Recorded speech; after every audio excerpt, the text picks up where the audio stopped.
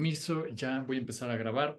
Esta es una presentación ya muy viejita, ya tendría que cambiarla, pero me importa bastante porque creo que ilustra de una manera reducida, de una manera rápida, de qué hablo cuando hablo de pensamiento tercer orden, cuáles son sus orígenes y cuáles son como nuestros posicionamientos. ¿Por qué? Porque a diferencia de una mirada tradicional hegemónica de la formación en terapia familiar, siempre estamos buscando hacernos responsables del lugar de emancipación, del lugar en el que estamos hablando. En este caso, les estoy hablando desde este lugar de una persona cis, homosexual, caucásico, con un privilegio de clase social en tanto que pude estar en universidad pública y privada.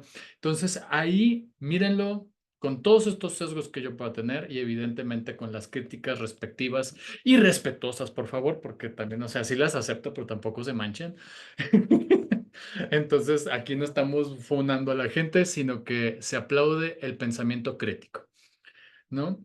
Otro de los puntos súper importantes cuando hablamos de ciencia, género y tecnología, y específicamente el caso de la terapia familiar en México, estoy buscando siempre invitarles a la argumentación, que pensemos nuestra forma de mirar la terapia más allá de solamente técnicas, intervenciones, intuiciones, emociones, sino que podamos hacer una argumentación que pueda defender mi toma de decisión. ¿Por qué? Porque la terapia no solamente es un proceso tecnológico, es un proceso ético. Y ético no en términos relativistas, de que cada quien entiende qué es el bien y qué es el mal desde sus propias comunidades y desde su propia construcción social. No, sino que tiene que ver con una parte de cómo yo estoy entendiendo, estoy integrando mi propio posicionamiento. Ujú. ¿Cuáles son los privilegios y demás, ¿no? Entonces, primero, corte A, vamos a estar analizando qué onda con la terapia familiar y cuáles son sus bastiones teóricos conservadores y que todavía siguen presentes en la práctica, ¿no? Entonces, vamos a ver un poquito de esto. Para empezar, eh, los puntos generales es de que hace unos años, hace como 5 o 6 años, tuve la oportunidad de en el aniversario de Psicología Suaya de la UNAM, publicar un capítulo que habla precisamente de la transversalización de la perspectiva de género en el SUAYED, en psicología de la FES Iztacala, ¿no? Esto es importante porque en esto que yo les compartía de mi formación como médico social, cuando yo reviso planes de estudio, tengo que hacer, digamos, una disección muy puntual de ciertas consideraciones. Entre ellas, punto número uno, hay que criticar una educación bancaria versus una educación para el desarrollo de una conciencia crítica. ¿Qué significa eso? Que lamentablemente en nuestra formación en psicología y evidentemente también en terapia familiar hay como una expectativa de que uno memorice, que uno sepa identificar una serie de conceptos, que los vayas acumulando. De ahí que yo no soy fan de la evaluación por examen, porque lo único que te está demostrando es una capacidad noménica, es decir, que tiene que ver más bien con una memorización. Ujú. Entonces yo no busco eso, por eso la argumentación tiene que ver con cómo estoy yo planteando esta problemática y cómo yo estoy buscando la resolución, ¿no? Esa es una conciencia crítica.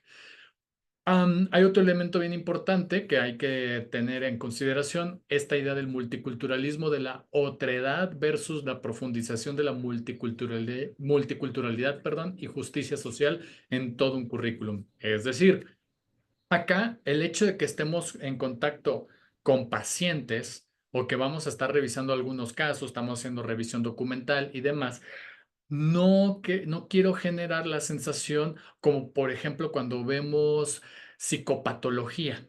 Cuando se mira psicopatología, se construye una idea del otro que está enfermo, del otro que tiene una serie de signos, síntomas y demás. Entonces, aquí hay que comprender que la multiculturalidad tiene un componente que integra a los individuos en un contexto cultural diverso y que tiene una serie de factores llamados, según Pierre Bourdieu, una serie de capitales culturales, económicos, sociales que están en una continua, digamos, interacción. Entonces tenemos que comprender todos esos elementos, ¿no? Comunidad como una idea de último momento. Ah, no, perdón, voyerismo versus voz propia. ¿Qué es esto? Como bien lo revisaron en algún momento en sexología, el voyerismo tiene que ver con este placer de observar, ¿no? Y aunque es muy rico en el contexto adecuado, yo soy voyerista, por ejemplo, si me gusta observar, en el caso de la formación, lamentablemente siempre es mirar al otro, ¿no? Mirar al otro con ese interés morboso. Incluso la cámara de Hessel en algún punto utilizaba yo el planteamiento que hace precisamente Paul Preciado con respecto a las biotecnologías, en este caso las psicobiotecnologías, que tienen que ver como aquellas que producen un cuerpo abyecto. Cuando estamos en una cámara de Hessel, se genera esa sensación de yo puedo observar al otro, incluso criticarlo, incluso analizarlo como si fuese un bicho raro, y el otro ni siquiera se percata de eso que yo estoy haciendo con su presencia. Por eso el trabajo que vamos a hacer dentro del Zoom tiene que tener un cuidado absoluto de nuestras creencias, de nuestras incertidumbres, de nuestros prejuicios. Por eso va a llegar un momento en que vamos a estar revisando cuáles son nuestras propias objeciones de conciencia. ¿Cuál es una objeción de conciencia? Aquella precisamente, aquel factor de valores, de principios culturales que de alguna manera me impiden acercarme, entender el tema, pero que tengo que contrastarlos con principios relacionados con la objeción científica, en este caso jurídica. Yo tengo que dar un servicio de calidad, un servicio de salud ante la persona, ¿no? Que lo está solicitando. Entonces, por eso la parte de la voz propia o pensamiento situado tiene que ver con que cuando ustedes se presentaron, en algún punto vamos a estar trabajando interseccionalidad y que tiene que ver con yo soy una persona con estas características, estas de alguna manera me construyen identitariamente, ¿no? Y por identidad vamos a estar hablando de la subjetividad, esa construcción que de alguna manera guía nuestra forma de tomar decisiones. Ujú. Luego entonces Luego en los programas se ve la comunidad como una idea de último momento versus comunidad como algo integrado. Por eso acá la idea de la formación es de que a la par de que estamos viendo lo teórico, se esperaría que se viera también lo práctico y que hubieran estas reflexiones en torno a las coincidencias o este, disidencias culturales, ¿no? Porque de hecho hemos recibido solicitudes de atención por parte de personas que vienen de Argentina, de Chile, de El Salvador, que nos han estado platicando cómo son sus servicios de salud, ¿no? Y que lamentablemente no tienen una cobertura de salud mental y que es cara o es precaria o está saturada. Entonces son puntos súper importantes, ¿no? Y además hemos recibido ya solicitudes de personas de la diversidad sexual como mujeres trans, hombres trans. Entonces todos estos factores tenemos que tenerlos en cuenta para poder dar un servicio adecuado. En este punto es bien importante mencionar que lamentablemente la forma en la que se han construido los currículums de psicología buscan una neutralidad política versus evidentemente el compromiso político. Eso significa que vamos a tener que ir analizando poco a poco cuál es el posicionamiento que la terapia familiar ha tenido y lamentablemente ha reproducido una idea de neutralidad política. De ahí que precisamente este señor tan famoso como es este Luis Linares tenga un libro donde diga que el feminismo es un prejuicio que tendríamos que evitar las y los terapeutas. Entonces, bueno, solamente por decir algunos que tienen como esta idea, ¿no? Y que ya después les compartiré más adelante cuál sería como mi posicionamiento frente al feminismo, porque yo no me considero feminista. Ujú. Soy aliado de, porque si yo empezase a anunciarme como soy feminista, primero, ridículo. Dos, los hombres por una condición de género no podemos ser feministas. ¿Por qué? Porque es una lucha de las mujeres, de todas las mujeres. Ujú. Entonces lo otro sería una apropiación cultural, ajá, de un movimiento que no nos corresponde. Yo no tuve que luchar lo mismo que las compañeras mujeres que están acá presentes. No tuve otras experiencias, incluso si pudiera situarlas desde privilegio. De ahí por el respeto al posicionamiento feminista, yo sí pudiera decir que el feminismo que me acogió me dio la bienvenida fue el feminismo liberal. Entonces, por consecuencia y en conclusión, el feminismo del cual soy aliado es más del feminismo liberal, ¿no? Porque el radical no acepta la presencia de los hombres. Y es comprensible, lo respeto. Ujú. Y nuevamente, regreso a ese punto. Yo me adscribo más bien como aliado del feminismo, pero no soy feminista. ¿No? ¿Se entiende hasta acá? O sea, del por qué uno tiene que tener esta responsabilidad y este cuidado, ¿no? Porque nuevamente no es no es movimiento donde estuvieron los hombres, hubieron hombres importantes en la historia que apoyaron la incursión de las mujeres dentro del campo de la política y de la ciencia, pero ya no nos necesitan. Ujú. Antes sí, en este momento solamente podemos ser aliados, punto. Ahora, otros elementos ahí bien importantes, por eso también tomo en cuenta este texto tan bonito que se escribió en la Universidad del Bosque, que es de Colombia, que habla acerca de la bioética y cómo la podemos incorporar dentro de la enseñanza. Lamentablemente, la terapia familiar desde su constitución o desde su conformación en los años 50, mitad del siglo XX, no tuvo un contacto con la bioética. Y eso no es porque no quisiera, más bien las discusiones que le tocó enfrentar las llevaría hasta los ochentas, que es digamos, el pensamiento segundo orden, ¿no? Cuando ya aparece la cibernética de segundo orden, chalala, y que es bien interesante porque la bioética aparece en Estados Unidos hasta 1980 debido a una serie de atrocidades que un grupo de médicos cometió en pro de la ciencia. Y ahorita vamos a discutir esa construcción de la ciencia y en dónde se ubica la misma terapia familiar como un producto tecnológico de una ciencia de mitades del siglo XX, que es finales de Segunda Guerra Mundial, inicios de la Guerra Fría. En ese sentido, la bioética hasta los 80 empieza a hacer como ciertos guiños dentro de la terapia familiar sistémica debido a los posicionamientos de los terapeutas postmodernos, ¿no? Sin embargo, terapia familiar tuvo por lo menos una ausencia de un cuestionamiento de 30 años. Por eso es bien importante tener en cuenta eso, ¿no? La bioética y la educación social tiene que ver con esta incorporación que les estaba diciendo, ¿no? Tener pensamiento crítico, el plantear cada uno de estos casos como dilemas.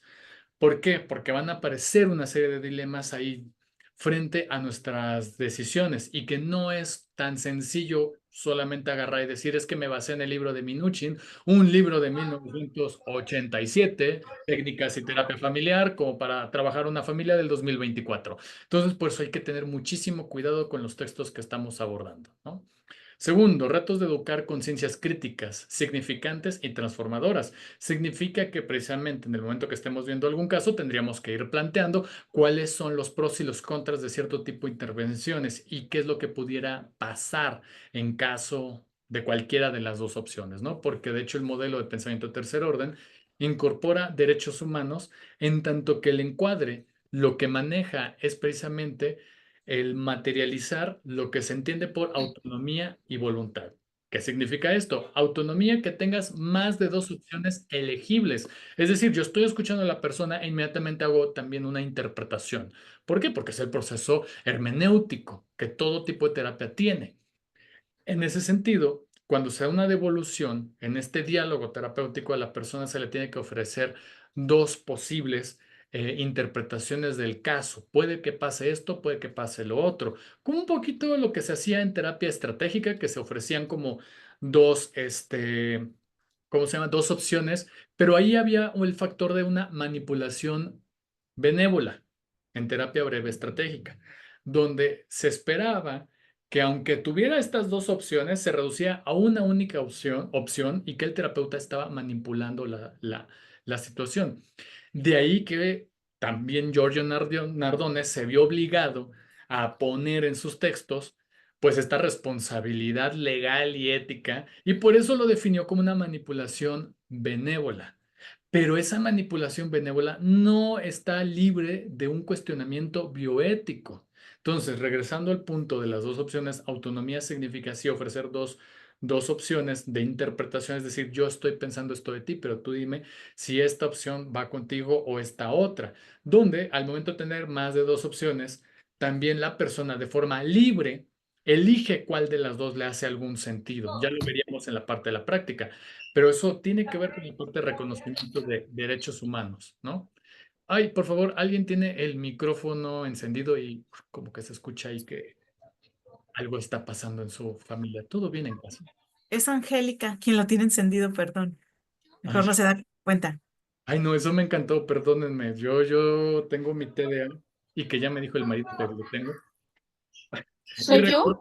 recordé algo que me ocurrió en la licenciatura, primer semestre, donde una profesora demasiado estricta nos decía, si escucho un celular, paro la clase y echo a la persona que traiga el celular. Y entonces, habiendo dicho eso, a la clase siguiente se escucha un celular. Y entonces todos aterrados porque la mujer agarra y voltea, pero así como la niña del exorcista, ¿no? ¿De dónde sonó ese celular? Y entonces una compañera se levanta y todos dijeron, ¡Eh! Vilma, ay, no, bueno, qué valiente, qué bueno, qué honesta que se levanta y ella asume la responsabilidad. Se levantó nada más para decir, se escuchó por allá. Entonces, todo eso me recordaste, gracias. Entonces, bueno, siempre van a haber esos lapsus en estas clases. Bueno, entonces, en ese sentido, cuando hablamos de bioética, el propósito es renovar un programa educativo de formación para la vida, y aunque suena como muy romántico, o sea, tiene que ver con estos cuestionamientos de nuevamente, a ver, ser honesto, honesta, honeste con nosotros mismos sobre cuáles son mis objeciones de conciencia. Por ejemplo, yo soy objetor para trabajar con hombres que ejercen violencia, cis heterosexuales y también homosexuales. No puedo. De verdad que no puedo y mejor los canalizo. Y soy honesto, no los soporto. Ujú. ¿Por qué? Porque me causan estragos emocionales muy fuertes, muy, muy fuertes. Llámale historia de vida, yo tuve un padre violento, tarará. Yo prefiero canalizarlos, pero de plano no puedo trabajar con hombres violentos que no quieren asumir su responsabilidad. Y no tengo por qué, ¿no? Porque, por ejemplo, he visto que hay como una serie de señalamientos ante un posicionamiento como el mío. ¿Qué onda con la empatía? En principio, la empatía es un concepto construido desde clases sociales privilegiadas para poder tener conmiseración de los que no se parecen a ellos. Entonces, perdón, pero no existe la empatía. Vamos a trabajar desde otros términos. Lo utilizo culturalmente porque, claro, se ha popularizado. Es como el psicoanálisis sin psicoanalista. O sea, ya cualquier persona puede hablar del ello, el yo y super yo sin ser psicoanalista. Pero acá la cuestión es, hay que reconocer qué cosas, con qué personas no podemos trabajar y ser honestos y honestas con nosotras mismas y también seguir los principios bioéticos. Ok, esa es mi objeción de conciencia. Entonces, ¿cuál es la objeción de ciencia? ¿Qué es lo que me está diciendo la ciencia jurídica con respecto a este tipo de personas? Bueno, que merecen tener un tratamiento digno y no lo van a tener conmigo y no es porque no quiera, es que no puedo trabajar con ellos. Entonces yo los canalizo. Esa es la responsabilidad que yo tengo frente al tema. No puedo ser empático con ellos. Entonces, ese es el punto al que yo quiero que lleguemos en una reflexión con respecto a cuáles son nuestros posicionamientos políticos, ¿no? Políticos, bioéticos y demás, ¿no? Yutzil. Sí, yo creo que lo mencionas muy bien, que yo creo que con una responsabilidad, de hecho a mí la clínica es como yo la había dejado porque se me hace uno de eh, de los trabajos más complejos, ¿no? Porque, de hecho, esta cuestión como profesional, el saber identificar el hasta dónde puedes abordar, es como muy profesional, porque no puedes abordar todo. O sea, realmente necesitas delimitar tu forma de trabajo. Yo, por ejemplo, no puedo con las personas ansiosas. Yo soy ansiosa, no podría. Entonces, es como esa delimitación donde yo tengo que aprender a canalizar y retirar mis sesiones, ¿no? Pero es algo que, por ejemplo, yo tengo que estar bien y liberarme de todo eso y entender y hacer un análisis crítico sobre mi persona desde el estado terapéutico y profesional. Bueno, ese es mi punto de vista. Ok. No, me parece interesante. Lo vamos a ir abordando poco a poco porque en el planteamiento del mismo libro, primero entender estas condiciones de construcción de la ciencia, la necesidad de tener pensamiento crítico y para eso tenemos que materializarlo. ¿Cómo lo materializamos? Con acontecimientos históricos para poder comprender que yo soy un producto cultural y soy un producto histórico mucho antes que un producto científico, ¿no? Como la aspiración de la misma psicología o tecnológico como la aspiración de la misma psicoterapia. Entonces, primero hay que reconocer que tenemos como todos esos factores que están alrededor nuestro, ¿no? Y que influyen en nuestra toma de decisiones, en mi forma de conducirme frente a las y los otros, para poder precisamente argumentar adecuadamente el por qué no estoy tomando tal caso, porque incluso yo he tenido que hacer informes donde digo por qué estoy rechazando este caso. ¿Por qué no lo estoy aceptando? ¿No? Y ya los platicaré puntualmente, ¿no? Con un caso precisamente donde una familia me estaba solicitando practicar un ECOSIG, que es la corrección de la identidad y la identidad de género y la orientación sexual, porque los padres eran cristianos. Y el tema aquí, la problemática no es de que los padres sean cristianos o que la chica sea bisexual. El tema aquí es precisamente si atiendo o no la solicitud, porque nuevamente entra en controversia, porque el que paga manda, porque era un servicio de tipo privado. Entonces, ¿cuál es el argumento? Si yo estoy viendo consultantes, estoy viendo pacientes, estoy viendo clientes, entonces por eso la definición en el trabajo conmigo es consultante, pero eso no significa que no se haga un servicio de tipo profesional y científico, que eso implica una conexión con lo legal. Entonces yo sí le informé a la familia y les dije, ¿sabes qué? Yo no te puedo atender porque lo que me estás pidiendo es un delito y nomás te informo que a donde quieras llevar a tu hija, primero es mayor, tiene mayoría de edad. Segundo, el tema aquí no es de que ustedes tengan una identidad religiosa. Ustedes están suponiendo que hay un problema con ello. Ujú. Entonces, no es un problema ni de la religión, ni es un problema de la orientación sexual de esta chica. El problema es lo que lo están creando ustedes. Y entonces yo nada más notifico que esto que me están pidiendo es un delito. Ujú. Entonces, si ustedes insisten en que yo tengo que volverlo a hacer o que tengo que tener contacto con ustedes, yo los voy a reportar. Entonces, todo ese tipo de cosas se tienen que argumentar. Y ya no, evidentemente no. Después de que reciben eso, evidentemente la familia no quiso continuar conmigo. ¿No? Pero por lo menos ya dejé como ese antecedente. ¿Por qué? Porque si pasa algo, pueden averiguarme a mí, me citan a una audiencia y yo tengo aquí este comprobante. Esto fue lo que se hizo en las sesiones. Este es mi argumento del por qué no trabajo con ellos. Que no solamente se queda en mi objeción de conciencia de que, aparte que el señor era plenamente ofensivo dentro de la sesión, era grosero, o sea, un montón de palabras altisonantes en contra de las diversidades sexuales y que me incomodaban a mí. Sin embargo, ¿cómo yo argumento eso? Ah, con este otro elemento. ¿Ok? Am, no sé. Motorola, hello Moto, quiere participar. Hola, maestro, perdón. Sí, no le puse el nombre. Ah, no sé por qué Este, dije, Motorola, la marca vino a patrocinarnos. sí, disculpe, me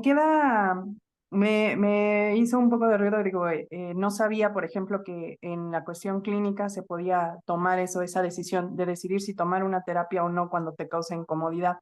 Por ejemplo, ahorita comentó lo de que no tomaría una terapia si fuera una persona o tratar esos temas de agresividad. Eso, por ejemplo, bueno, es solo como pregunta, ¿no va en contra de una ética profesional el hecho de que tú, si alguien se te acerca a pedirte ayuda en ese tema y para ti es difícil abordarlo, no sería justo, poco profesional no tomarlo? Digo, sería subjetivo, ¿no? El hecho de que esté considerando que a lo mejor es difícil para uno tomar ese tipo de temas, ¿no estaría entrando un poco la subjetividad ahí? Me parece muy, muy buen planteamiento. Gracias, bienvenida, pensamiento crítico. Es buenísimo porque, a ver, se está planteando varias cosas. Uno, la suposición de que yo tengo la responsabilidad primero de atender todos los casos, ¿no? Primero, esa es una falacia, ¿no? De principio de autoridad o un principio generalizador, cuando no, hay que aceptar cuáles son los limitantes.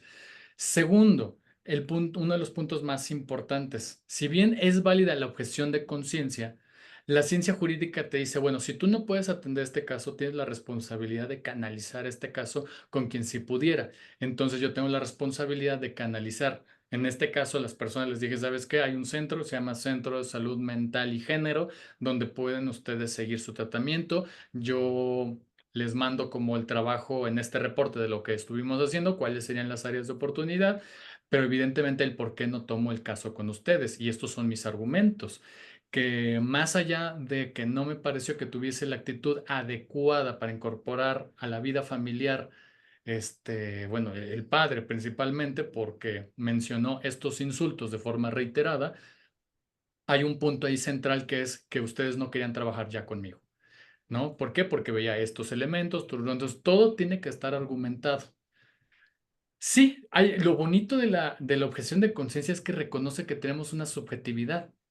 Tan es así que precisamente a los médicos y médicas que están atendiendo casos de interrupción legal del embarazo, se les instruye para que reconozcan su subjetividad, pero no solamente eso, que tengan el derecho de decir, ¿sabes qué? Yo por mis principios religiosos no voy a atender este tipo de caso y mejor lo derivo. Pero el problema aquí que pasa es de que no lo quieren derivar y hacen lo que quieren con sus principios, ¿no? Agarran y precisamente cometen estos atropellos. Les dicen a la chica, ven después de 12 semanas, cuando ya legalmente no puede llevar a cabo la interrupción. Ahí interfirieron, impusieron su propia ideología. Entonces, precisamente lo que es tan padre de este concepto es de que, claro que reconoce que ante la ley tenemos una subjetividad y es válida, pero esta tiene que estar en contraste con la ciencia jurídica. ¿Qué te está diciendo el derecho? ¿Qué es lo que lo mínimo que tendrías que hacer? ¿No? Porque además tenemos otro eje rector que tendríamos que también ahí trabajar con puntitas, tiene que ver con el principio de no maleficencia, es decir, no hacer un daño. Si yo le niego el servicio a esta persona, claro que le estoy haciendo un daño. Entonces es un principio que estoy incumpliendo ante la Secretaría de Salud. Pero si yo estoy diciendo, sabes que estas son mis razones por las que ya no voy a avanzar contigo, pero te canalizo con alguien más, ahí no estoy yo precisamente violando ese principio. Estoy buscando que goce de los altos estándares de un trabajo de calidad. No lo va a recibir conmigo porque tengo estos limitantes. Entonces, precisamente lo canalizo, le hago como este formato, pudiéramos analizar los formatos para precisamente hacer como esta referencia, ¿no? Entonces, por eso está muy bonito, muy padre, porque claro que reconoce nuestra subjetividad, pero esta tiene que estar siempre acompañada con precisamente un principio jurídico, ¿no? O sea, no te estoy rechazando no más porque no quiero. Ay, sí, para que veas si estaría bien gacho, ¿no? Que, ay, no sabes que te vi, no me caes bien. No sentí estas vibras. Entonces dices, ¿qué? ¿No? Entonces, bueno, por eso mismo, no sé si logro contestar la pregunta. Sí, sí, de hecho sí. Quizá después pueda a lo mejor hacerle alguna otra pregunta para no salirnos mucho del tema, porque veo que ahora también ya se publica mucho, ¿no? En muchas redes sociales, que psicólogo holístico, que psicólogo cristiano, pensar que también ahí entra también pues otros puntos, ¿no? En donde ellos ciertamente supongo hay temas que también no tratan Ujú. o tratan de maneras distintas, ¿no? Por ejemplo, un psicólogo cristiano, pues obviamente va a poner muchas limitantes en muchas cosas de acuerdo a su ideología, ¿no? Sí, no, Pero pues, nomás lo dices y empiezo a sufrir, así, ¡ay, no! Y ahí, precisamente en el capítulo 3 nos importó muchísimo en el libro plantear las diferencias entre secularización y laicidad. Es decir, yo no estoy peleado con que cada una de las personas que están en este seminario tengan una identidad religiosa. Ese no es el conflicto, porque tienen su derecho humano a tenerlo. El asunto aquí es reconocer digamos, la gran división entre lo que es el derecho religioso a tener una vivencia, una identidad, y esta separación iglesia-estado. Y parte de esas separaciones es la ciencia psicológica. Y yo entiendo, o sea, yo agradezco a Fray Bernardino Álvarez, que fue uno de los frailes que aceptó a enfermos mentales en su iglesia, porque las iglesias tradicionales o los centros de salud no les daban acogida. Es cierto, en México, gracias precisamente a las leyes de reforma Benito Juárez, que hace esta separación iglesia-estado y sus bienes. Una de las separaciones es de que la salud en general le pertenece al Estado, tiene que dar una respuesta ante esa situación, pero aún así se agradece a los clérigos que atendieron a todas aquellas personas que estaban siendo ignoradas por el Estado, porque claro que había una jerarquía de privilegios y a quienes sí se atendían, pues se atendía a la gente que tenía dinero, a los que estaban en una finca, y quienes eran pobres, pues evidentemente se esperaba que se murieran en la calle, y eran los religiosos los que les daban una acogida. Por eso, ok, se reconoce, por eso está este hospital, Fray Bernardino Álvarez reconociendo que uno de los frailes más importantes de México y que reconoce la salud mental fue Fray Bernardino Álvarez, pero vamos, ya tiene su hospital, déjenlo. Ya lo reconocieron con eso. Déjenlo ahí, ¿no? Entonces tenemos que entender que la separación iglesia-estado implica precisamente que yo deje mi creencia religiosa evangelizadora para otro segmento de la población, para mis compañeros del clero, no para mis consultantes pacientes. ¿No? Entonces, precisamente eso es lo que tendríamos que entender muy bien. Pero, ¿qué creen que pasa en terapia familiar? Chismecito time. Pues hay un libro que se llama Las enseñanzas según Jesucristo y escribió Jay Haley. Y hay gente de terapia familiar que confunde lo que escribió este señor, que habla básicamente de las estrategias de persuasión que tenía Jesucristo. Persuasión, ¿no le suena una palabra de convencer al otro a través del argumento? Claro, entonces, bueno. Este señor lo que decía que en la terapia estratégica hay que aprenderle a Jesús de cómo persuadir a los demás sin tener que manipularlos de forma directa. Y aunque este señor es de época, ¿qué es lo que pasa a ese texto? Llega a confundir a más de uno. Ay, entonces si Jay Haley escribió esa madre, entonces yo puedo evangelizar porque ahí está Jay Haley. Entonces precisamente hay que leer con pinzas y hay que situar los contextos históricos. Es un texto que se escribió en los sesentas. ¡En los sesentas! O sea, movimiento hippie, Estados Unidos. ¿No les suena un poco? Entonces, y que ya no coincide con la época de ahora, ¿no? Entonces, precisamente es un texto histórico, claro, padrísimo, pero de los sesentas, cuando la bioética no estaba regulando las prácticas médicas y evidentemente las psicológicas no estaban ahí contempladas. Entonces, precisamente lo que tratamos de plantear en el capítulo 3 tiene que ver con laicidad y secularización. Entender que yo puedo tener mi vivencia religiosa, pero esta no tiene que estar combinada con mi práctica profesional. Y que en caso de que haya alguna, ¿cómo decirlo? Como algún contrapunto entre mis principios y valores, por eso esta objeción de conciencia, por eso yo puedo decir, oye, ¿sabes qué? Pues mira, mi vivencia es tal y tal vez yo no pudiera atenderte, no voy a ser el mejor, entonces mejor te canalizo con alguien. Perfecto, y así todos en paz, pero hay quienes no lo logran entender del todo. No sé si logro como, de alguna manera, Sí, ampliar. claro. Sí, quedó claro. Buenísimo. No, no, Gracias. y a mí me encanta porque es que además se va transformando nuevamente. O sea, yo estudié en una universidad jesuita y estudié temas para la comunidad trans, particularmente de hombres trans. Varias veces me preguntaron, oye, ¿y los jesuitas no tuvieron ningún problema? Ninguno, ninguno. Decían, qué chido que exista la diversidad, qué chido y no sé qué. Y es ahí donde uno puede integrar, que claro que existe la laicidad y la secularización y hay gente que lo puede entender. Jamás se me pidió que vaya a misa, jamás se me pidió que me convirtiera en jesuita, aunque luego me daban ganas, pero bueno. A lo que voy es de que uno tiene la oportunidad de comprender que pueden existir estas dos partes. María Bermúdez es una mujer que se autodefine a sí misma como una feminista liberal, que tiene una vivencia migrante y que precisamente es religiosa, pero ella no va a evangelizar a las personas. Comprende y pone las cosas en donde son cada una de ellas, ¿no? Entonces, eso es lo padre, ¿no? Entonces, por eso no solamente quedarnos como en la crítica así amargosa y no sé qué, sino que no, al contrario, o sea, y yo entiendo también de dónde viene la crítica hacia la teología, ¿no? Hacia estos posicionamientos más conservadores de la extrema derecha, pero ojo aquí, hay que reconocer que una cosa es identidad religiosa, religión y extrema derecha. No son lo mismo, ¿no? Entonces, porque sí me he topado con gente que luego, incluso cuando he tenido la oportunidad de tener espacios, igual docentes en la Ibero, pues siempre hay el señalamiento de, no, y es que no sé qué, porque son religiosos. Ojo acá, una cosa es una cosa y otra cosa es otra cosa. Punto. ¿No? Entonces, bueno, ¿vamos bien hasta acá? ¿Sí? ¿Sí o Sí, sí? Sí, profesor. profe, Sí, todo claro. sí, Oh, yo estoy escuchándote así placidamente. ok, ok, va. Porque me pueden detener, me pueden decir, no entendí ni qué.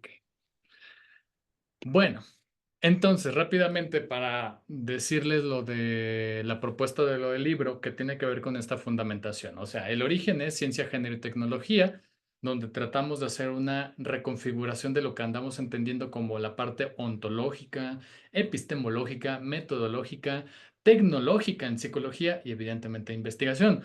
Ontología, rápidamente, viene de uno de estos verbos que no me acuerdo si es pospretérito, bla, bla, bla, que tiene que ver con el ente, es decir, con el ser. Y ustedes dicen, bueno, me queda como súper abstracto. No, el feminismo es padrísimo porque uno puede entender la ontología bien clara. Si hablamos del feminismo, tendríamos que hablar, bueno, ¿cuál es la ontología del feminismo? Pues la comprensión de quiénes son las mujeres.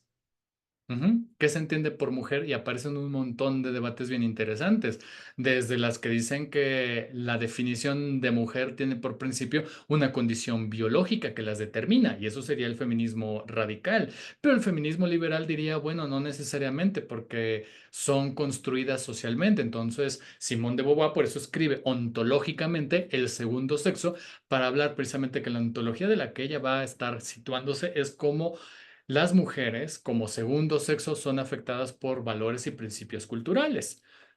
Ujú.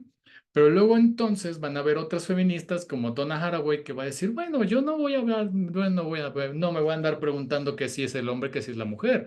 Además, todos los cuerpos ya están intervenidos biológicamente y entonces ella va a decir, bueno, yo me voy a estar preguntando sobre las tecnologías y cómo las tecnologías afectan a los cuerpos. Y perdónenme, pero acá no hay ningún cuerpo natural.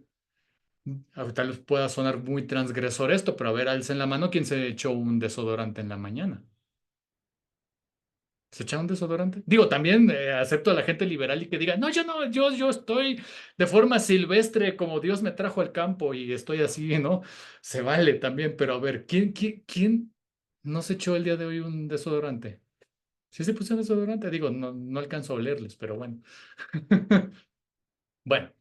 Esa es una intervención sobre el cuerpo. Hay una modificación por parte de una tecnología. Esa tecnología cambia la composición del cuerpo. ¿Cuál es la composición del cuerpo? En ese caso, en específico, en el olor. Hay una modificación del cuerpo. No hay nada natural acá. ¿Quién se echó un paracetamol? Tal vez no hoy, tal vez ayer, tal vez en la semana, alguna vez en la vida. Nos salvó la vida. Yo dudaba del paracetamol y que en el IMSS te daban a cada rato paracetamol, pero después de la pandemia me abrió los ojos. Es una modificación. Entonces, Donna Haraway lo que dice, yo no voy a andar discutiéndome que si es hombre, que si es mujer, yo estoy hablando de los cuerpos intervenidos tanto tecnológicamente como biológicamente. ¿Y qué creen? La terapia familiar, en tanto ser una tecnología, es una composición que altera totalmente lo natural. En este caso, altera las relaciones, donde suponen que el grupo de la familia es un grupo natural, cuando no es cierto. ¿Cómo iba la canción esa de las drogas? No hagas caso, no es cierto. No hagas caso, no es cierto. Si te Ándale, crees y que ahí va el hablas, tonito. van a No hagas decir caso, no es que cierto. La familia no tiene nada de natural. Ujú. La reproducción, parir a los hijos, eso es lo natural, porque si tiene una composición del cuerpo, la biología, las hormonas, sí, pero no, la familia no es nada natural, no hagas caso, no es cierto. Acuérdense de esa canción. Bueno, en ese sentido, precisamente toda esta composición fue lo que nos llevó a preguntarnos qué onda con el currículum que se está ofertando de terapia familiar en México. Un libro anterior, que era la terapia familiar sistémica y comunidad LGBT, pues precisamente estábamos revisando que en los currículums hasta el 2018 más o menos, no hasta el 2014, ¿para qué les hago? Porque sí hicimos un reboot, ¿no? Ahorita que están tan de moda, hicimos un reboot de ese estudio y los currículums formales, es decir, lo que tú ves en un plan de estudios, así tal cual, no aparecía nada de diversidad sexual, nada de género, nada de nada. Entonces, precisamente veíamos ahí hay un área de oportunidad. El currículum vivido tiene que ver con las modificaciones que hacemos a través del contacto con los grupos. Es decir, si yo tenía contemplado hablar de tales temas, pero estoy viendo en el grupo que hay como un cierto interés muy particular, pues entonces lo modifico. En función del grupo. O currículum oculto, aceptar que hay cosas, hay intenciones ahí, intenciones incluso políticas que cada profesor y profesora tiene.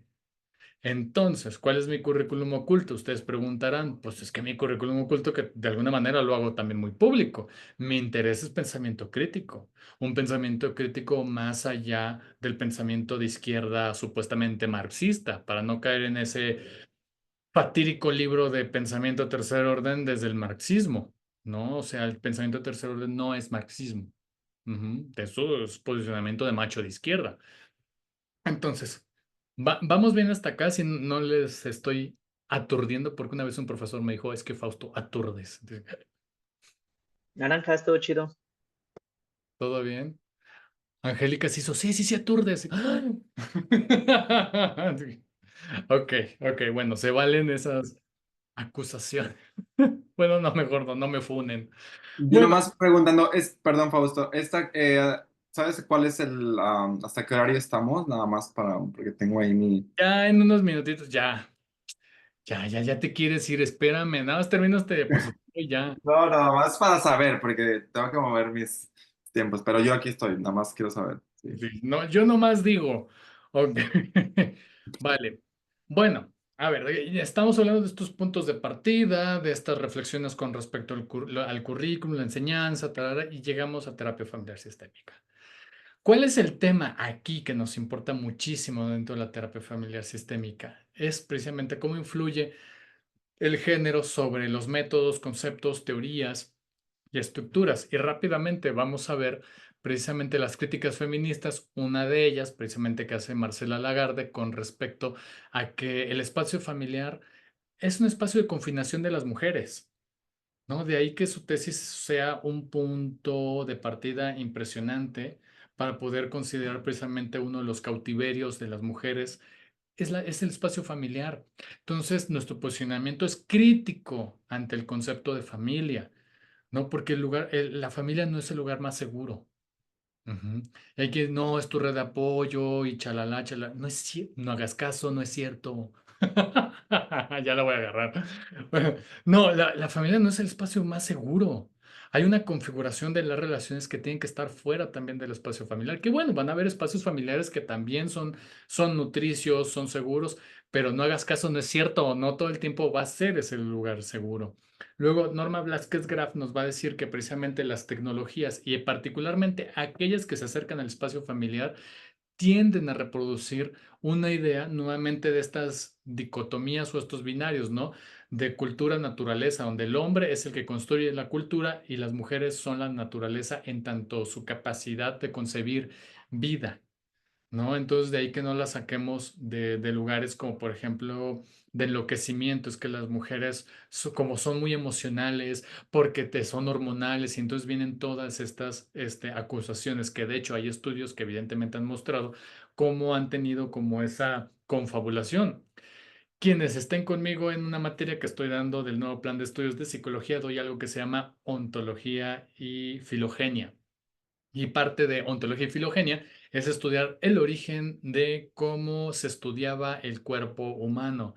¿Y cómo se estudiaba el cuerpo humano? Pues aquí le ponemos un elemento político en el que cuando estaban surgiendo los movimientos feministas, principalmente en Europa, como por ejemplo Londres, hubo una campaña y se le invitó, adivinen a quién. ¿Han escuchado a Paul Broca?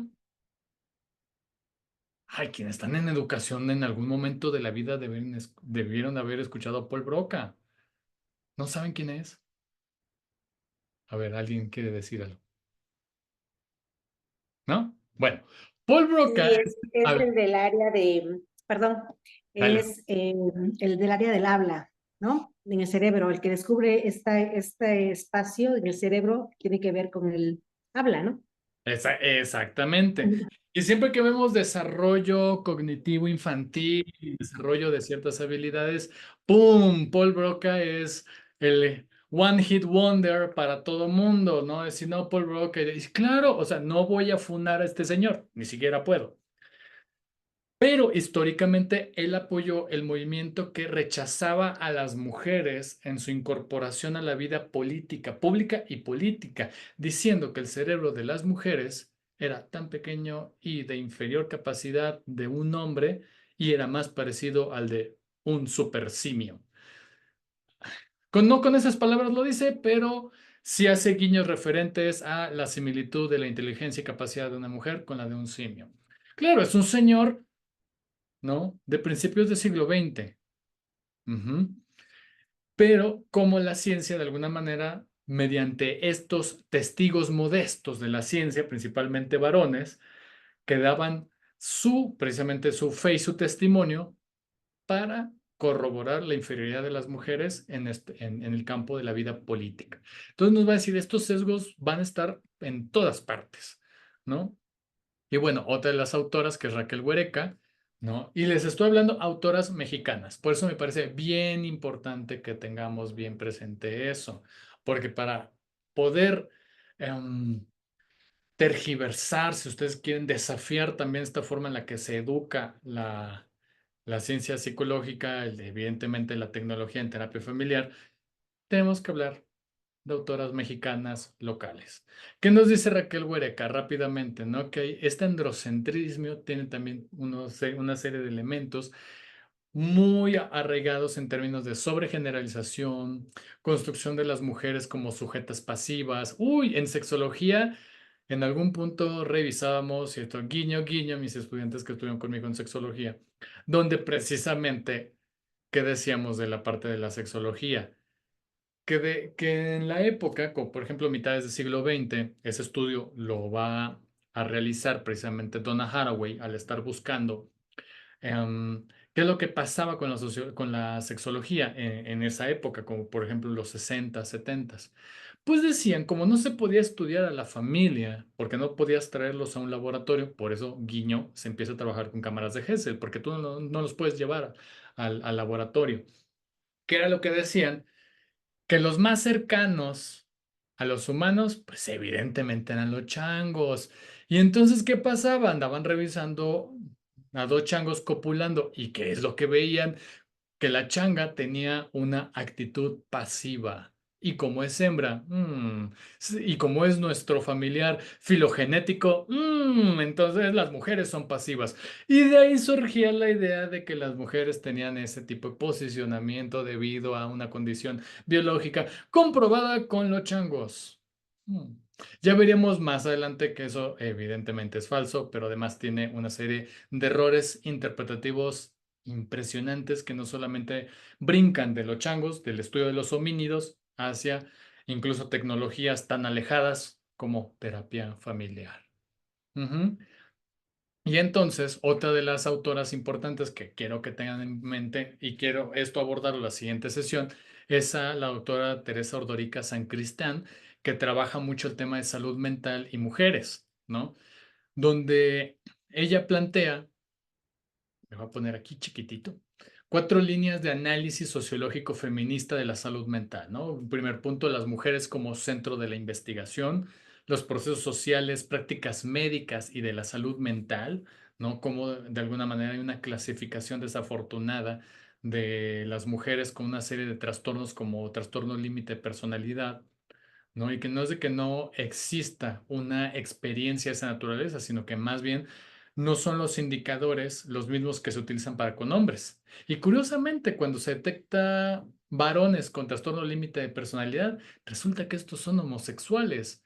Y luego resulta que hay una feminización del homosexual diciendo, es que tiene TLP y tiene los mismos padecimientos que las mujeres. Entonces, a mí una cancioncita se me viene a la mente. ¿Y cuál es? No hagas caso, no es cierto. Bueno, entonces vemos precisamente que hay como todos estos errores que no significa que anulen, sino que nos debe invitar a tener un pensamiento crítico, ¿no? La relación entre procesos sociales y la etiología de los padecimientos mentales, que es un poco lo que les estoy diciendo, ¿no? Relacionado a. Y análisis de las experiencias de los individuos desde su propio sufrimiento, ¿no? Entonces, bueno, yo creo que lo dejo hasta acá. Ay, espérenme tantito, dejo de compartir y nada más quiero escucharles sus aportes, qué es lo que piensan de esto y no sé cómo dejar de compartir. Oh my God, espérenme. Ya. Ok. Yay. Ay, mi agente, feliz. ¡Qué bueno que ya acabó! Oh, qué bueno que pudiste quitarle el compartir. Yo ya andaba sospechando que dije, anda celebrando que ya se va el Fausto, porque ya le hartó su cancioncita de No hagas caso, no es cierto. Ya se me va a quedar pegada en la cabeza esa Ah, canción. ya sé, pues a mí también. Bueno, a ver, díganme qué les pareció esta primera parte. Mira, ahí Fabiola dice que yo también, ya anda sufriendo. ¿Les llamó la atención? A ver, Eduardo. Desconocía completamente el tema de lo sistémico, no he tenido un acercamiento como tal, pero la construcción como la vas explicando referente a que se requiere de un tipo histórico material que nos construye como personas, yo creo que es algo que es importante, ¿no? Para ver cómo se va construyendo todo este aspecto. Y desde el género, yo creo que igual es muy importante darle esa visibilidad a la cual no se detiene en la actualidad tanto, que se está insistiendo para que se vaya viendo cada vez más estas aportaciones, estas diferencias, estas cosas que tenemos que tener esa misma igualdad o equidad dentro de la sociedad. Mm, El concepto, tal vez las palabras no son adecuadas, equidad e igualdad, porque tienen diferencias como tales, pero pues en esencia es eso. Y me refiero a algo pues bastante interesante en cómo podemos abordarlo y que es otra parte que a lo mejor no lo vemos tanto dentro de las materias que actualmente llevamos y que yo creo que es, bueno, estoy en su clase también, estoy en su clase de las 614, bien. este, sí, y pues yo creo que es bastante interesante cómo vamos a ir desarrollando todo este seminario. No, me encanta ahorita que hayas tocado como el término de igualdad, así, guiño, guiño, lo vamos a explorar más adelante porque es bastante interesante las diferencias, similitudes, contrastes, ¿no? Entre igualdad y equidad, tarará.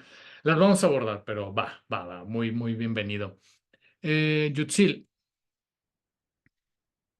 Eh, sí, fíjate que esta parte de interculturalismo, a mí, me interesa mucho porque sí creo que, o sea, esta parte de la sociedad implica mucho en esta construcción que nosotros tenemos que ir generando. A mí me gustan mucho los estudios, estudios etnológicos, en donde hacemos una observación participante, en donde hacemos esta parte del dialecto y vamos construyendo desde la narrativa y deconstruyendo nuevos conceptos, ¿no?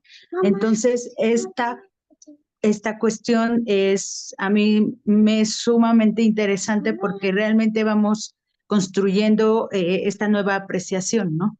ok, buenísimo, buenísimo. Vamos a ir tocando también los temas porque multiculturalidad, interculturalidad también son diferentes, tienen matices. Una está más reconocida dentro del sector de salud, de Secretaría de Salud, que es la interculturalidad, ya veríamos por qué.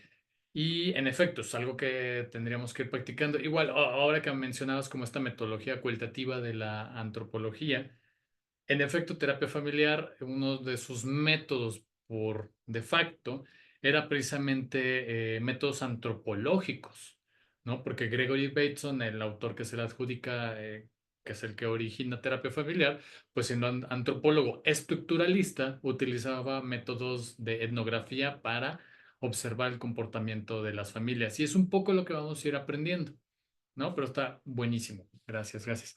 Ahora, Esmeralda y luego Lorena. Sí, profe, pues muy interesante. Hay muchas cosas que todavía como que tengo que procesar. El tema también es un poco nuevo para mí, pero yo le quería preguntar si entonces este concepto de pensamiento del tercer orden es igual a pensamiento crítico. Mm, ¿Ya terminaste? Ay, sí. Sí, o, Pensé o que- cómo se podría conceptualizar, ajá, ¿qué es el pensamiento del tercer orden? Ay, ¿O por para. qué se llama así? ¿O por qué ponerle ese nombre? Ok, ok, ok, ok. Es como, vamos a ponerlo a bote pronto. Es como, por ejemplo, cuando nos acercamos a las terapias cognitivo-conductuales y se llaman de tercera generación. O sea, que implica que hay un salto epistemológico, teórico, tecnológico y que eso es de alguna manera lo que ilustra como el cambio.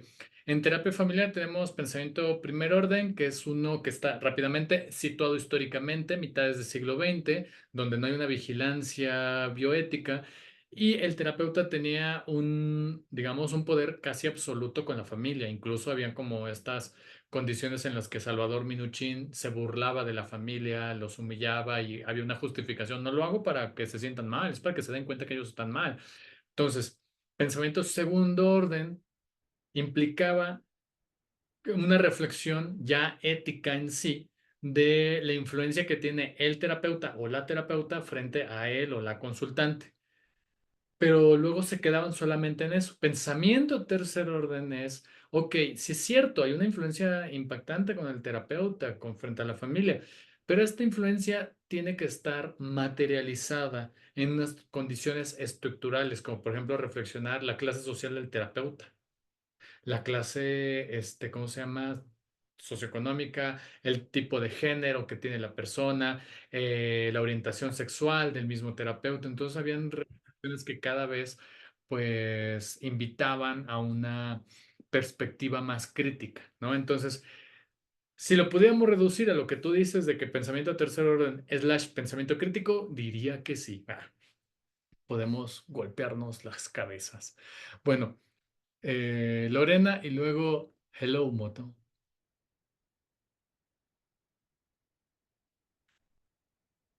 Sí, ay Lorena, no te escuchamos.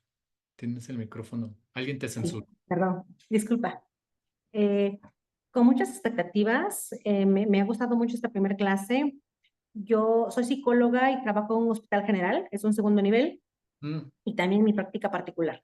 Entonces, ahorita que estabas hablando, bueno, ya tengo ya un tiempo de haber egresado. Acabé apenas un diplomado en terapia familiar, porque yo era más humanista. Bueno, me formé como terapeuta gestal, Yo pensé que digámoslo ibas así. a decir, es que yo era fan.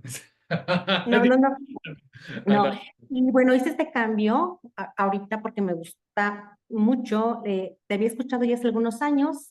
Teteaba yo con la terapia sistémica, pero no se había podido dar como algo más en forma para mí. A lo que voy es que estaba yo pensando, cuando te escuchaba, cómo influye tanto los pensamientos, las creencias, la misma vida del terapeuta en cómo intervenimos en la terapia. Yo estaba pensando cuando era soltera, cuando no tenía hijas, ¿no? Cuando no tenía yo otras experiencias, cómo abordaba los casos y muchas veces, en mi caso muy particular, desde este concepto de la teoría, ¿no? Mm, Creo que el paso de los años me ha dado la posibilidad de poder ir viendo o cuestionarme, detenerme un poquito, de ver cómo estoy interviniendo, cuáles son mis creencias. Inclusive este hospital donde trabajo es un hospital, se le conoce como el Civil de Oaxaca, entonces llega muchísima población, ¿no? De muchísimas comunidades, pero también atiendo población urbana. Entonces, como la figura que yo tengo, las experiencias, esto que tú mencionabas, ¿no? A lo mejor los privilegios que tengo también, ¿no? Poder mirar al otro con toda la intención de poder entender, ¿no? Porque a veces es como el dialecto, es la barrera del lenguaje, es realmente mirar. Y creo que que este trabajo me ha dado como esta posibilidad de poder tener, no sé si otras miradas, ¿no? Para poder darme cuenta también de cómo poder, ¿cómo explicarlo? Que la posición de terapeuta es muy importante, pero que es un filtro y que vemos de alguna manera y que afuera hay otras realidades y que hay que ser muy consciente de eso para poder acompañar lo mejor que sea posible. Entonces creo que esto que estamos practicando ahorita me hace pensar en eso, ¿no? En esta posibilidad de cuestionarnos también o de cuestionarme a mí la práctica, la experiencia de vida, la teoría inclusive, ¿no? Porque a veces se da por sentado. Y ahorita que hablabas de cuando se aceptan a un paciente, yo me decía, voy a checar, no sé, si hay alguna regla, alguna norma, inclusive desde mi práctica pública, ¿no? Porque es Claro, diferente la práctica pública que la práctica privada. O sea, a mí me rigen también ciertas normas, ¿no? Que tengo que saber si existe, no existe, ¿no? claro. No sé, tengo como muchas ideas en la cabeza en este No, momento, pero muy contenta. ay, qué bueno, qué gusto. No, no, no. Y nada más rápido, mencionas varios puntos bien importantes. Uno, que teóricamente se ha conocido como la reflexión en torno a la persona del terapeuta, y a veces se quedaba en una parte de la romantización de tu reflexión de tu vida, quién eres tú y cómo afectaba tu práctica, pero jamás se llegaba a la politización, es decir, cómo se conecta con alguna norma, por ejemplo, precisamente que hay una defensa en términos de tu propia reflexión, en términos de objeción de conciencia. O sea, todas y todos en algún punto somos objetores de conciencia. En la parte de psicoterapia es pensar qué es lo que nos genera esta cuestión de objetar contra algo. Luego entonces tendríamos que revisar la condición jurídica. O sea, es materializarlo esto. O sea, por eso pensamiento de segundo orden creo que ahí queda un buen ejemplo. Segundo orden sería quedarnos en esta reflexión de tu historia de vida, de toda tu experiencia, que sí es válida, pero se quedaba así como, ajá, y luego. Ahora, pensamiento tercero se materializa. ¿Cómo es la materialidad? ¿Cuáles son las leyes? ¿Cuáles son tus derechos? Tenemos derecho a poseer una subjetividad, pero ¿cómo yo puedo de alguna manera o defenderme? Porque también, o sea, suena bien bonito, no, es que para acompañar, ¿no? Decías, ¿no? De los pacientes, ¿no? Pero también hay personas malas allá afuera que no se hagan. Entonces, en el servicio público es cuando precisamente nos damos cuenta de que claro que existen personas muy lastimadas allá afuera y que no se dan cuenta, eso ya lo veríamos, otra autora latinoamericana, ¿no? Importantísima, Diana Mafia, es una argentina, que ella dice, bueno, es que hay una serie de ignorancias, pero no de una forma peyorativa, sino que las personas ignoran, no conocen algo. Entonces actúan mediante lo que conocen. Entonces, si yo estoy trabajando y entonces veo que hay una reacción por parte de la persona, uno pudiera decir, bueno, es que opera desde su propio conocimiento, desde su propia, pues por así decirlo, ignorancia, es decir, de su falta de conocimiento sobre algo y tiene su derecho, pero también yo tengo el derecho a distanciarme. ¿No? Decir es que yo no puedo porque también la persona no está lista para conocer algo. Y nada más spoiler, por ejemplo, personas que, y la compañera debe saberlo, ¿no? Que traen como este burnout y van a psicoterapia por un recién diagnóstico de cáncer, ¿no? Y te pueden decir, sabes que ya no quiero saber más del tema. O sea, sí me voy a atender, pero ya no quiero saber más. Y entonces ahí Diana Mafia dice, bueno, es que es una ignorancia intencional. No quieres saber más del tema porque está saturada. También hay personas así y se comprende. Entonces yo no voy a andarme forzando a que la persona a huevo tiene que saber de género, por ejemplo. Digo, simplemente no, o sea, ahorita no le entra, o sea, ahorita está en un proceso, entonces atiendo otro elemento de su vida y voy incorporando un poco el tema. O sea, de eso lo que nos vamos a estar valiendo, porque otro guiño son las epistemologías del sur. Pues estoy citando a latinoamericanas feministas, por ejemplo, ¿no? Ahora sí, Montserrat, que dejó su identidad de Hello Moto. Sí, yo me quedo con la parte en que creo que la psicología es como en la parte de la física, no se crea ni se destruye, solo se transforma, porque veo que a través del tiempo van cambiando ya muchas maneras de abordar una psicoterapia, ¿no? Yo, pues digo, reciente, estoy nueva en la carrera, pero voy entendiendo con los ejemplos que dio un poquito más el tema de lo que es comparar los escritores, ¿no? Del pasado con nuevos escritores, los contemporáneos, los que están abordando la terapia sistémica, los conceptos que ahora se manejan, ¿no? Y reciente estoy con usted en una materia, hicimos un trabajo de multiculturalismo y me queda un poco más claro, incluso el concepto, ¿no? El qué tan importante es el comprender la multiculturalidad, la diferencia con el multiculturalismo, ¿no? Y cómo impacta eso al terapeuta y que a su vez eso va a impactar al cliente, ¿no? Entonces, ¿qué es tan importante? Ahorita que abordó la compañera, aparte que yo resido en el estado de Oaxaca, soy de Ciudad de México, pero resido en Oaxaca, y definitivamente influye muchísimo. Estamos a unos pasos, son solo 6 horas de distancia de Ciudad de México, pero es completamente otra identidad. Entonces, me imagino eso en un proceso de psicoterapia, el cómo la gente crece con ciertas creencias, ideologías, todo es completamente, y eso obviamente va a impactar en la terapia, ¿no? Qué tan importante es conocer hoy autores nuevos como los que mencionó, porque pues ciertamente yo ni los conocía, o sea, la verdad es que no me pasa ni por aquí, ¿no? Y es importante porque es una nueva manera de abordar la psicología, nueva manera de afrontar la terapia. Entonces, es un contraste, creo que es algo nuevo, es ver la psicología desde un punto eh, más interesante y muy ad hoc al tiempo en el que estamos viviendo. No son los mismos problemas hoy, entiendo, que en los 60, como decía, ¿no? Es otras cosas. O sea, y yo vivía, creo, estudié psicología con la idea de los 60, ¿no? Porque vienes con el conocimiento de esos autores o lo poquito que escuchas, ¿no? Y hoy en día, pues ya son otros temas. Entonces, es interesante, creo que es completamente nuevo. Y pues gracias, profesor. No, estás conmigo en tercero, ¿no? Supongo. Sí, Ok. sí, Ah, sí. Será. es una materia bien linda, la rescatamos. Ay, es un desmadre, pero ya les diré después. Después. Por acá salen siempre chismecitos, pero buenísimo. Sí, en efecto, vamos a hacer como también distinciones entre multiculturalidad, multiculturalismo, ¿no? Porque después van a aparecer, en algún punto me gustó de las diapositivas porque, spoiler, ellos hicieron varias diapositivas en las cuales ilustraban de alguna manera los elementos que vienen en unos artículos de investigación y uno de ellos era la historia del el relativismo cultural y es una chulada lo que demostraron porque precisamente es lo que vamos a ver las siguientes semanas de cómo terapia familiar lamentablemente fomenta un posicionamiento del relativismo cultural porque históricamente lo tiene junto con pegado, nomás que se hacen los locos diciendo no, claro que no se hagan. Bueno. Lili, contigo cerramos porque ya les estoy robando 20, casi media hora. Sí.